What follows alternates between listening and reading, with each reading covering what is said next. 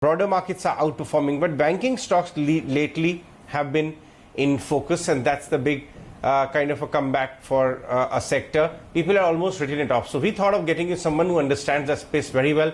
Amit Shah of BNP Paribas is here with us. Amit, good afternoon. Thank you very much for your time. What are you reading into the comeback of financials? Bulk of the funds I know have been getting into some of the large private sector names once again. It was just months back that people had almost written off this space, isn't it? What are your thoughts?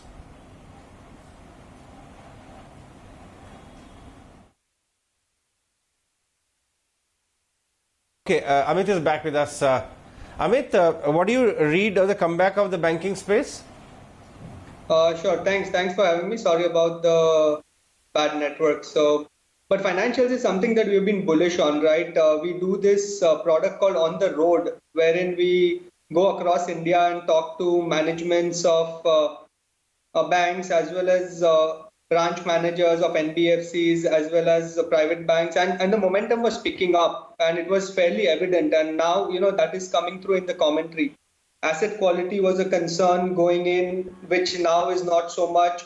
If you listen to the 2Q commentary, you also saw that distressed book is now down to almost single digits. So from here on, while the banks have rallied, what we do like is we still believe there is some more room there. However, the second leg of the bank rally would be driven by growth numbers. So but that probably is something that we'll only see towards the fourth quarter. So near term, there can be a bit of a breather. But long term, I think the asset quality positive is priced in, but not so much on the loan growth front. So I think the next phase of banking rally can be driven by loan growth, as in how the economic situation keeps improving. Right. Amit, let's compare the banks. All banks are not the same. Private sector lenders, which are marquee ones, FIL darlings, I'm talking about HDFC, Kotaks of the world. How are you analyzing them on valuation terms? And now even ICICI Axis are playing catch up and coming back, because these are the ones which are, some of them are at 52-week highs and others are, still behind. So how do you analyze them on valuation terms? See, the private banks are still slightly cheaper compared to their historical valuations. And that is kind of resonating even in the bank Nifty, which is slightly away from what the overall market recovery has been. So while we continue to like private banks, I think some of the large banks, yes, they are slightly on the expensive side. But what I think I kind of fear is a bit of estimates that have gone a little bit ahead. So if you look at the FY22 estimates for the banking space, right, it's almost rising in a 55% earnings growth. So that to me seems a little bit on the higher side, and which is why I kind of have some caution on the valuation fronts of some of these companies, because the underlying expectations seem a little bit bullish, because we have kind of moved forward a lot of the impact that we took in Q2 and Q1 of this year to kind of move forward to FY22. So that's why I said, the loan growth numbers starting Q4 would be a good driver of how you look at the private banks going forward. Estimate of FY22 on earnings growth for some of these large private sector banks, which is a fair estimate. So I think our estimate is something around the 35 to 40% mark, and give or take, so anywhere from say 35 to 45 seems fair, but and that is also something that we believe is just about there. We are not being very conservative, but we are not being very aggressive as well. So.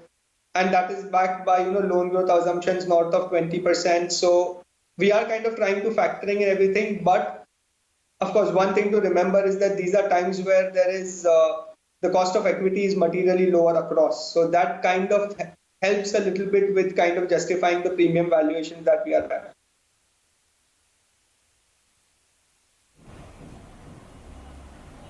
Right. Amit, let's shift focus and talk about the large NBFCs. Bajaj came back in style from 1800 back to 4600. HDFC Limited and some of the smaller rung where, of course, from the various other segments like Shriram Transport, etc. But the commentary is quite encouraging that CV demand is also coming back. Second-hand vehicle demand is coming back. What are your thoughts there?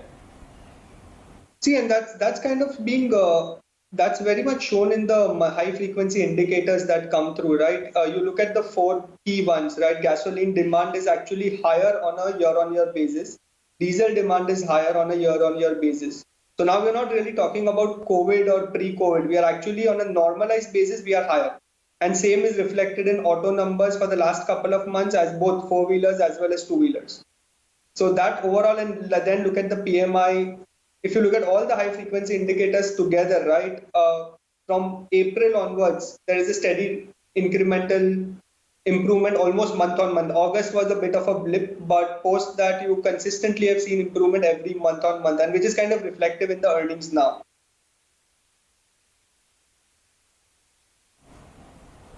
What are your top picks in private sector banking names, in the mid-tier private sector banking names, or even the NBFC space? So we continue to like the mid-tier private banks. I'm not at liberty to discuss individual names, but definitely the second-tier private banks are now beginning to look very good as compared to the large ones, because the market share gain, which was one of the big thesis for the large private sector banks, is panning out, but that's also working out for the mid-tier banks as well.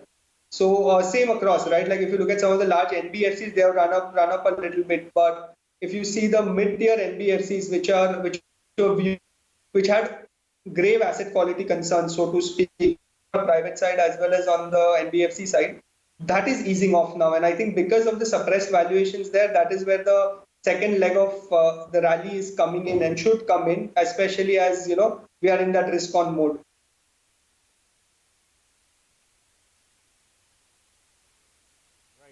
All right, Amit, we'll let you go on that one. Thanks so much for joining us with your thoughts on the banking and financial space. Clearly, the second leg of rally will come only when the earnings actually start coming in, because the first leg is already played out.